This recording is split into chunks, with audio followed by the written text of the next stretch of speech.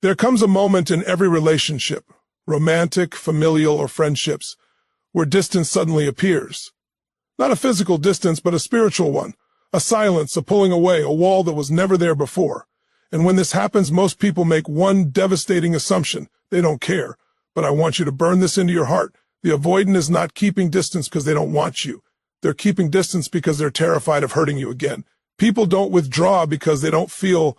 They withdraw because they feel too much. Somewhere in their story, vulnerability meant danger. Love meant risk. Reaching out meant losing control. And now their instinct is no longer to lean in, but to step back, to create space, to protect you and themselves from a pain they still don't know how to navigate. But here's the truth most people never understand. Their distance is not a rejection. It's a wound that tells them, I'll disappoint them. I'll break something precious. I'll end up causing more pain. So they retreat. Not because they want separation, but because they believe it's safer than risking connection. And this is where the divine principle comes in. Compassion without enabling. Boundaries without punishment. Presence without pressure. When you understand that their distancing is a coping mechanism, not a verdict, you stop taking it personally and start leading with clarity and strength. You become the grounded one, the lighthouse, the stable energy that says, I see you, even when you can't see yourself. But let's be clear, this is not a call to chase. This is not an invitation to shrink your needs. This is not permission to stay in cycles of emotional starvation.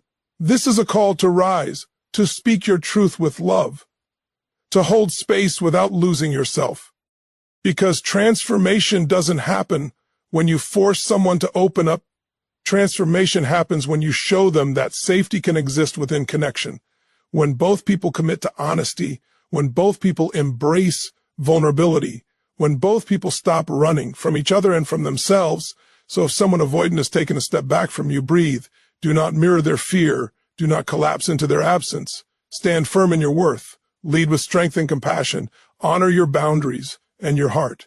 Because you might just be the first person in their life who shows them that distance isn't necessary, that love doesn't always equal pain, and that connection can be the safest place in the world when both hearts choose courage over fear. And if you're the avoidant listening right now, I see you. You're not broken.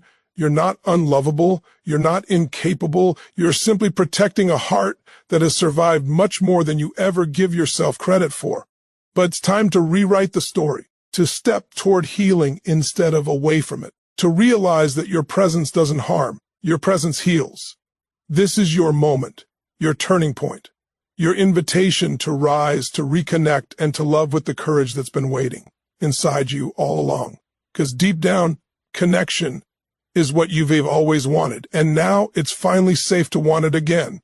Avoidant behavior is often misunderstood because it presents itself in a way that feels cold, distant, or emotionally shut down. But beneath the surface, it is almost always a self-protective response shaped by past pain, not an absence of love or care. When someone withdraws, they're not usually trying to create disconnection. They were trying to prevent the emotional wounds of their past from being reopened. And the irony is that while their intention is to protect themselves or the relationship, the effect often feels like abandonment to the other person. An avoidant person didn't randomly wake up one day deciding to suppress their emotions or pull away from closeness.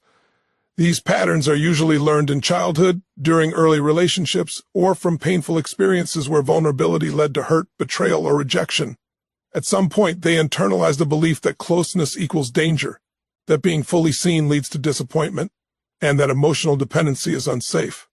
So now, even when they deeply care for someone, their nervous system responds to intimacy with a protective instinct. Create space, shut down feelings, manage everything alone. To understand avoidant behavior, you must grasp the emotional paradox they live in. They desire connection, but connection activates old fears.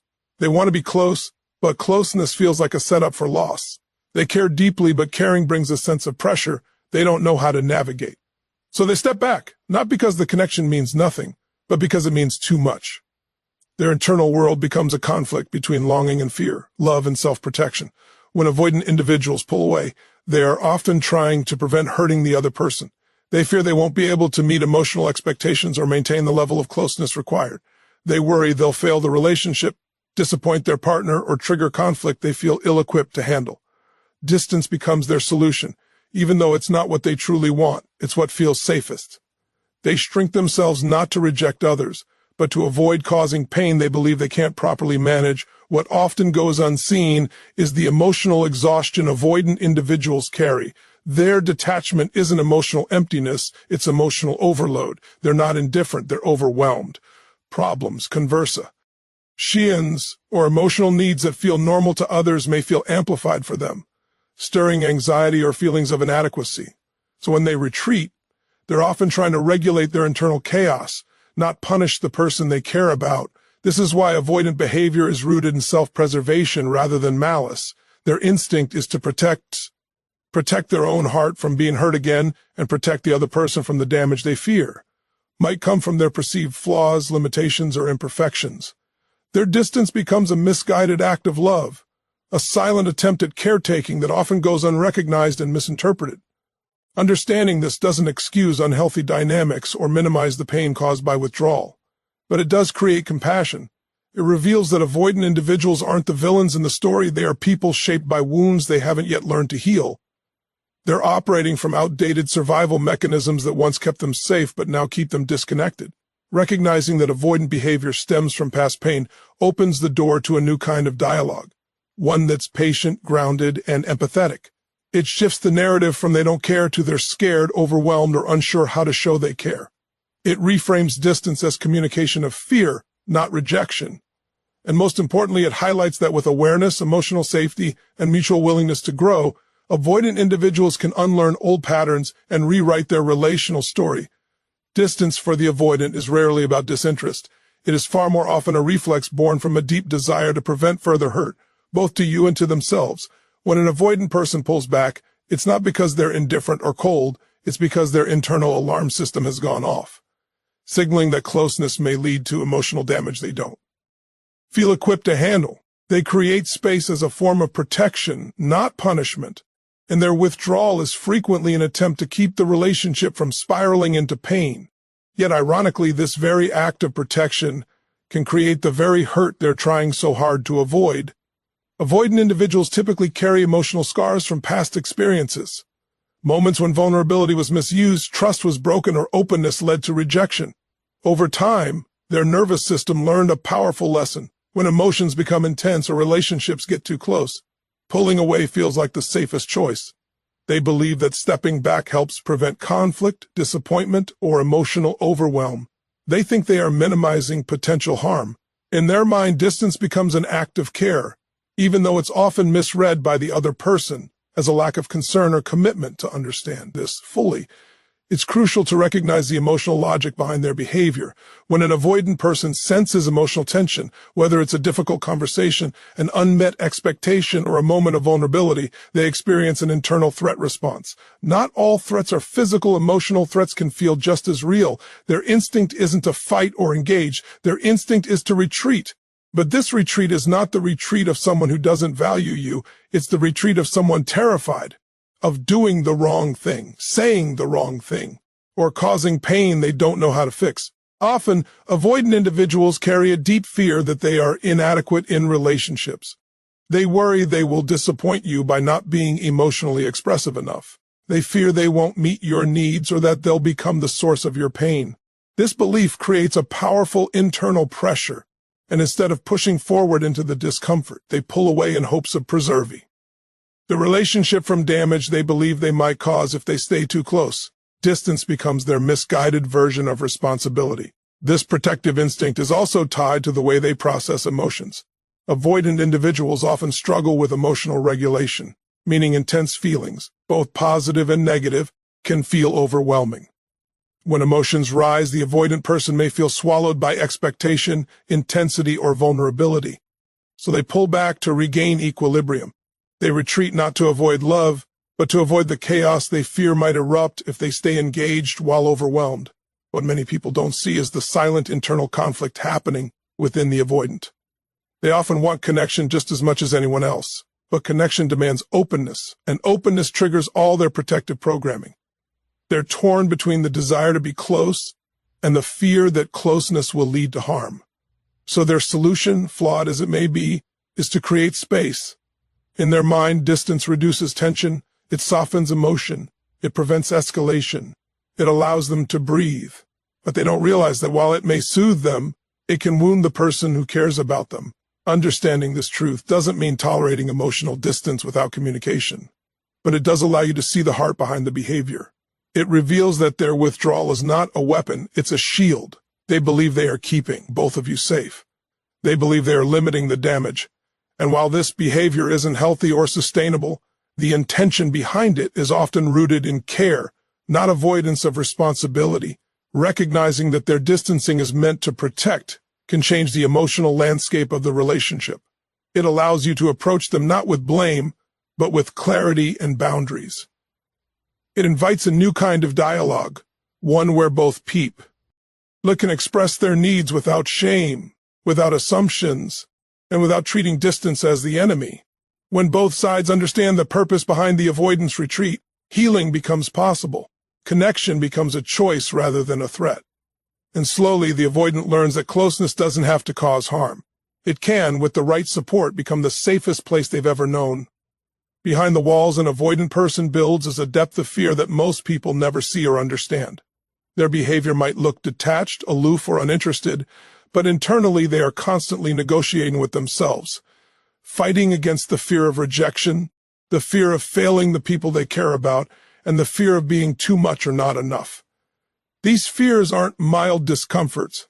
They're powerful emotional imprints shaped by experiences where vulnerability once felt unsafe or costly. Their distance is the outer expression of an inner world filled with doubt, insecurity, and the belief that emotional closeness is dangerous. When someone grows up feeling criticized, unseen, or dismissed, they learn to equate emotional exposure with risk. If they once loved deeply and were met with abandonment, betrayal, or unpredictability, their nervous system internalizes a message. Don't get too close. Don't show too much. Don't depend on anyone. Over time, this becomes a survival strategy.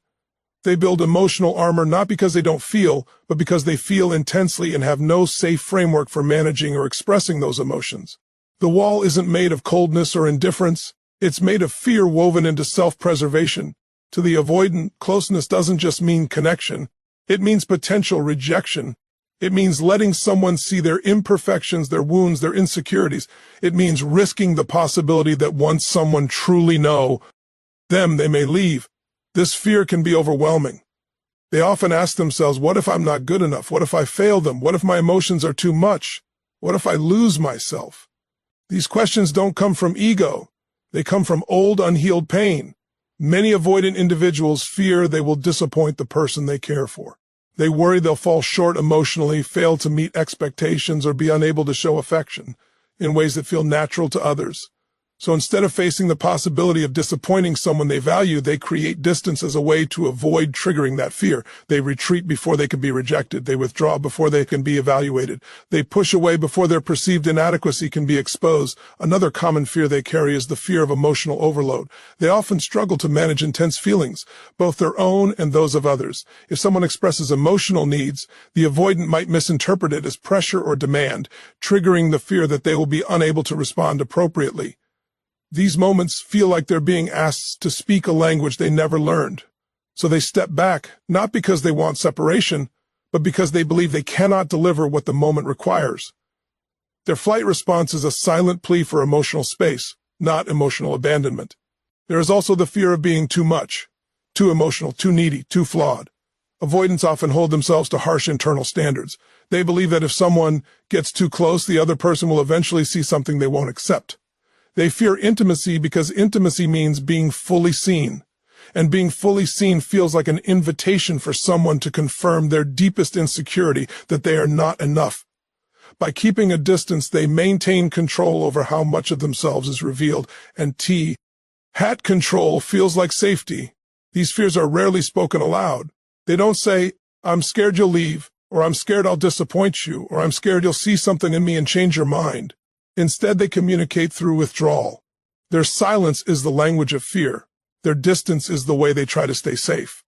But understanding these fears brings compassion into the dynamic. It becomes clear that the avoidant is not uncaring. They're afraid. They're not rejecting connection.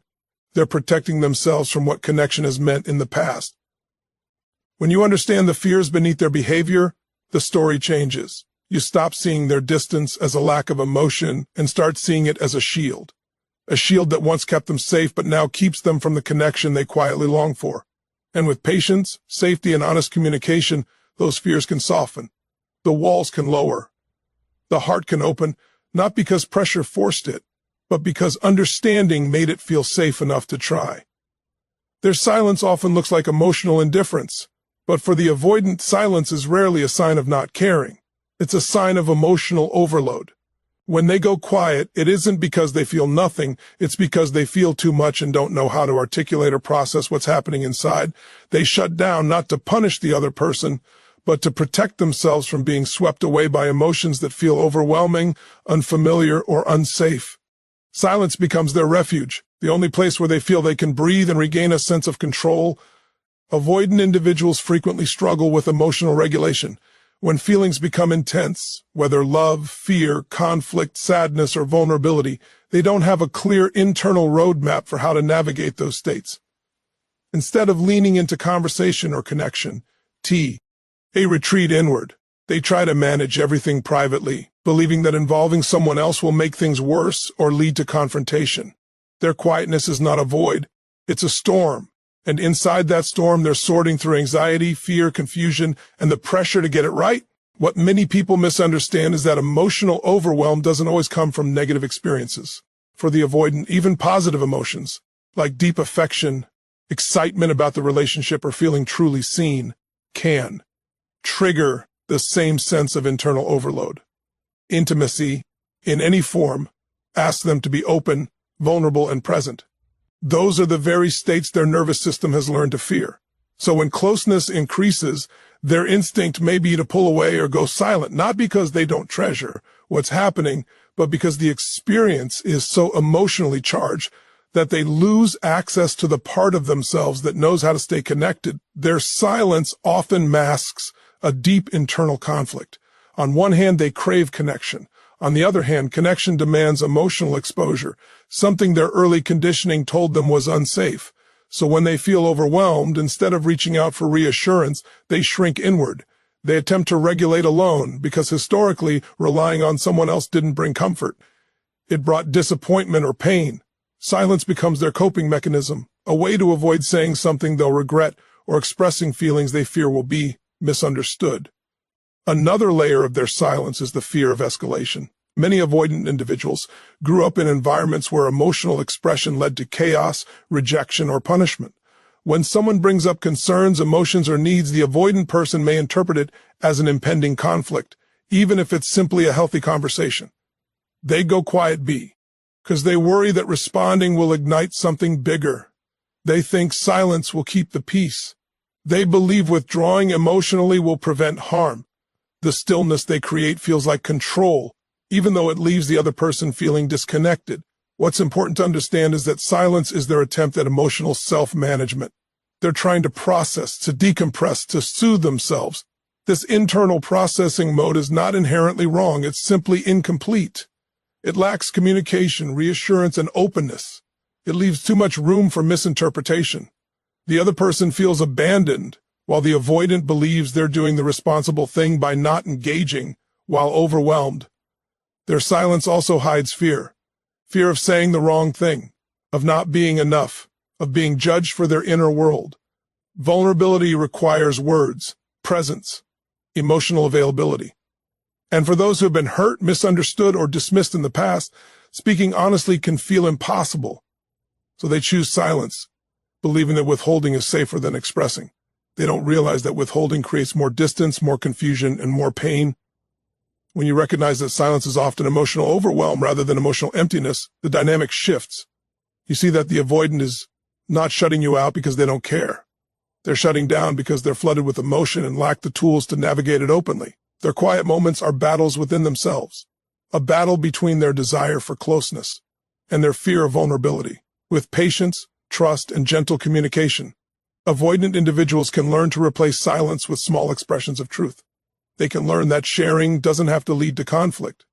They can learn that emotional overwhelm doesn't require withdrawal. And ultimately, they and learn that their feelings, even the intense ones, don't have to isolate them from the people who care about them. Healing in relationships, especially those marked by avoidant tendencies, emerges when both people learn to express their needs without judgment, shame, or defensiveness. Many avoidant individuals grew up in environments where emotions were criticized, minimized, or ignored. As a result, they learned to suppress their feelings rather than share them. Meanwhile, the person on the other side of the relationship often learned to communicate through pursuit, intensity, or emotional urgency. Both patterns clash, creating a cycle where neither person truly feels understood. Breaking that cycle requires learning a new skill, the ability to communicate needs calmly, clearly, and compassionately. The first step is recognizing that every human being has legitimate emotional needs. Wanting reassurance, connection, or clarity is not weakness. Wanting space, time to think, or emotional decompression is not indifference. The problem arises not from the needs themselves, but from how they are expressed or not expressed. When needs are communicated with blame, accusation, or pressure, the avoidant person's nervous system interprets it as a threat. Their instinct is to retreat. When needs are expressed through withdrawal, silence, or emotional shutdown, the other person interprets it as rejection. Their instinct is to pursue. This creates an emotional dance that leaves both people exhausted and misunderstood. Learning to communicate needs without judgment means dropping the idea that one partner's emotional style is better or more correct than the other. The anxiously inclined partner must understand that the avoidant is not withholding love. They are protecting themselves. The avoidant must understand that the anxious partner is not demanding, they're seeking connection. Both perspectives are valid. Both are rooted in past experiences. Neither is inherently wrong. When both individuals stop labeling each other's reactions as flaws and start viewing them as conditioned responses, compassion begins to replace conflict. But compassion is not enough. Healing requires skillful communication. This means expressing needs in a way that invites openness instead of defensiveness. Statements become softer, clearer, and more grounded. Instead of saying, "You never talk to me," the conversation shifts to, "I feel closer to you when we share what's on our minds. Can we talk about what you're feeling when you're ready?" Instead of saying, "I need space, leave me alone," the avoidant learns to say, "I'm feeling overwhelmed. I care about this relationship, and I just need a little time to settle my thoughts so I can show up the right way." These subtle shifts create safety, emotional safety that allows both people to stay connected even in moments of tension. When communication loses its sharp edges, the avoidant no longer feels attacked, and the anxious partner no longer feels ignored. Both individuals can engage without triggering their survival instincts. Communicating without judgment also means learning to listen without assuming intent. Too often, partners respond to each other's needs with interpretations instead of understanding. The avoidant retreat is interpreted as rejection. The anxious request for connection is interpreted as pressure. But when couples learn to pause, breathe, and ask clarifying questions, they create room for truth instead of fear. Questions like, "What are you feeling right now?" Or "How can I support you without overwhelming you?" transform emotional dynamics. They show presence. They show willingness. They show commitment. For the avoidant, expressing needs can feel terrifying. They may fear that speaking honestly will lead to conflict, disappointment, or abandonment. But when they practice being open, even in small ways, they discover that vulnerability doesn't always lead to pain. It can lead to understanding. For the anxious partner, expressing needs calmly can feel unnatural. They may feel a sense of urgency to resolve tension immediately. But when they learn to slow down, trust the process, and express themselves without panic, they discover that space does not equal abandonment. It can be part of a healthy rhythm. Healing through communication is not about perfection. It's about presence. It's about learning to speak from truth instead of fear. It's about giving each other the benefit of the doubt and creating a shared emotional language. When both people commit to expressing needs openly and without judgment, the walls begin to lower, the distance begins to shrink, and the relationship becomes a place where both hearts feel seen, valued, and safe. Compassion and boundaries are not opposites. They are partners. Together, they create the emotional bridge that allows an avoidant individual to feel safe enough to stay connected rather than retreat. Many people assume that compassion means overlooking harmful patterns or abandoning personal needs. Others believe boundaries mean detaching or becoming cold. But in reality, the most healing relationships are born where compassion meets strength, where kindness is balanced with clarity, and where love is offered without self-abandonment. For an avoidant person, compassion is essential because they are often carrying wounds they've never fully acknowledged. Their distancing is not a sign of apathy, but of fear. Fear of conflict, fear of overwhelming omion, fear of being overwhelmed themselves. When someone approaches them with warmth instead of accusation, patience instead of panic, and curiosity instead of criticism, their nervous system softens. Compassion creates an environment where vulnerability does not feel dangerous. It signals to the avoidant person that this relationship is different from the environments where they learn to protect themselves. But compassion by itself is not enough. Without boundaries, compassion can slip into enabling, and enabling reinforces avoidant behavior rather than transforming it. Boundaries teach the avoidant that while their feelings are valid, their behaviors have impact. They learn that distance can harm, silence can hurt, and withdrawal leaves the other person alone in the dark. Boundaries illuminate the path forward. They show what is acceptable, what is not, and what needs to change if connection is to grow. The magic happens when compassion and boundaries work together. Compassion says, I understand why you react this way. Boundaries say, and here's what I need in order to stay connected. Together, they create relationship safety for both people. For the avoidant, safety means they won't be shamed for their feelings, pressured to open up faster than they can handle, or punished for needing space. Safety means they can express discomfort without triggering conflict. It allows them to step toward the relationship rather than away from it. When they know the other person won't explode, pursue relentlessly, or judge their inner world, their instinct to withdraw begins to relax. For the other partner, boundaries create safety by preventing emotional neglect. They ensure their needs for communication, reassurance, connection, and consistency are respected. Boundaries prevent them from losing themselves in the effort to chase or fix the avoidant person. They protect their heart from becoming collateral damage to someone else's defenses. Together, compassion and boundaries form a balanced emotional ecosystem. The avoidant learns they are not the villain, they are simply wounded. Their partner learns they are not the caretaker, they are equally deserving of emotional presence. Both learn to speak honestly without attacking, listen without assuming, and approach each other with more openness and less fear. Compassion provides the emotional warmth needed to help the avoidant person feel seen, but boundaries provide the structure needed to help them grow. Without compassion, boundaries feel harsh and punishing. Without boundaries, compassion becomes directionless and exhausting. This balance also shifts the avoidant's perception of intimacy. Many avoidant individuals associate closeness with overwhelm, emotional chaos, or losing their independence.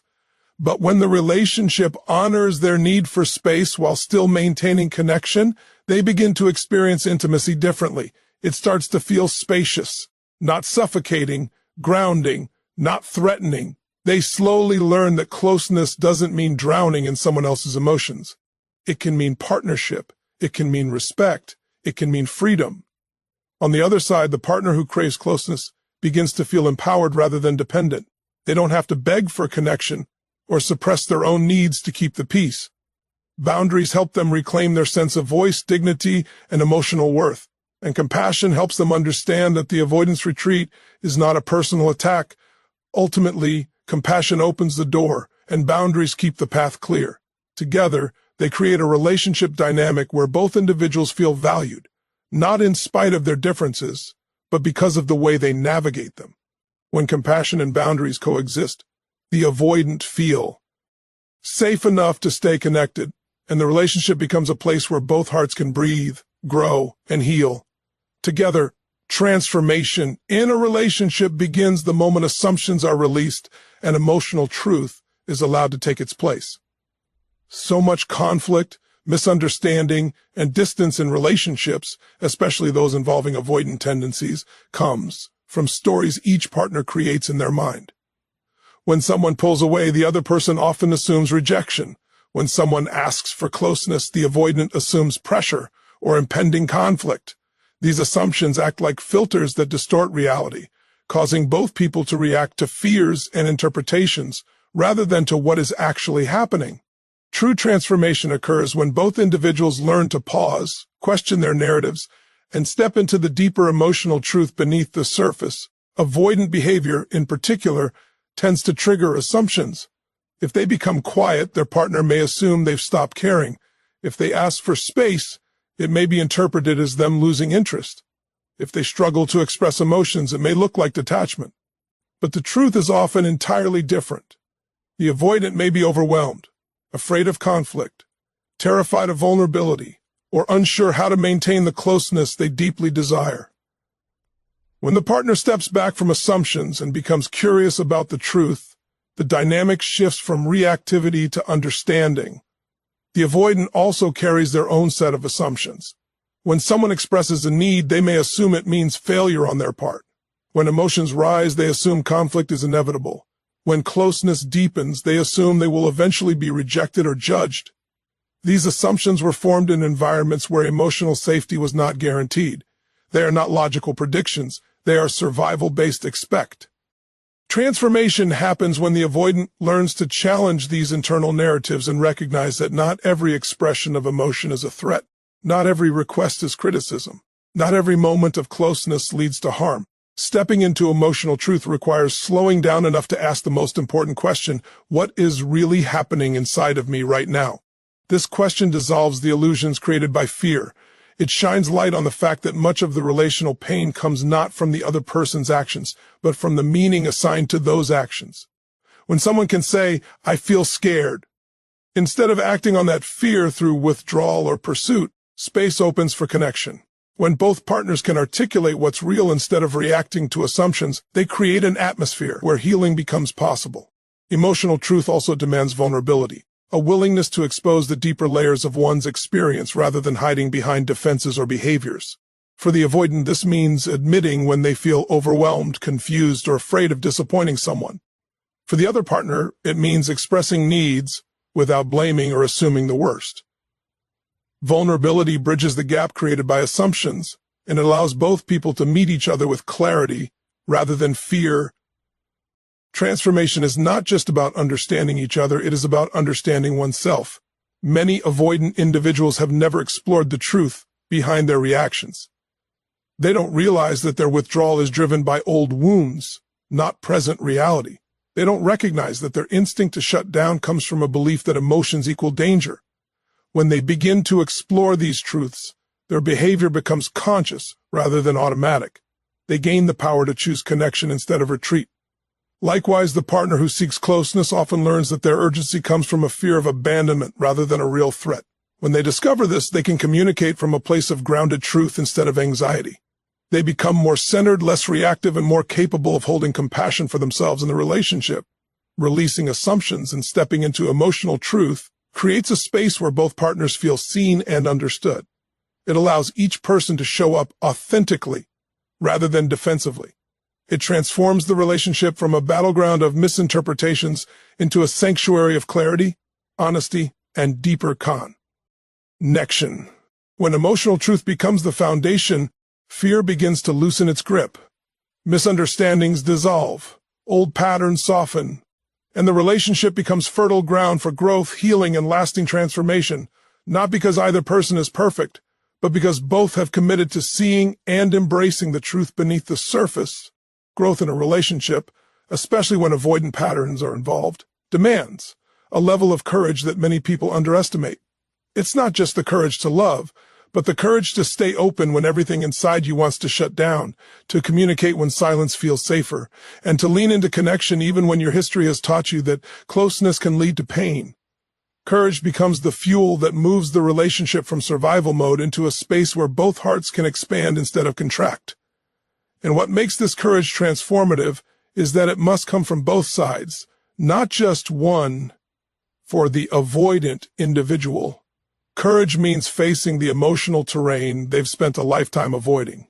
It means recognizing that their instinct to retreat is not a flaw, but a protective strategy that no longer serves them. It means daring to sit with discomfort instead of running from it. When they choose to remain present, even in small doses, they begin to discover that vulnerability isn't a trap. It's a pathway to understanding, belonging, and deeper love. Every time they resist the urge to withdraw and instead say, "I'm overwhelmed, but I'm still here," they are rewriting their emotional story. Each moment of presence becomes a victory over the old patterns that once controlled them. For the person on the other side of the relationship, courage looks different, but is equally powerful.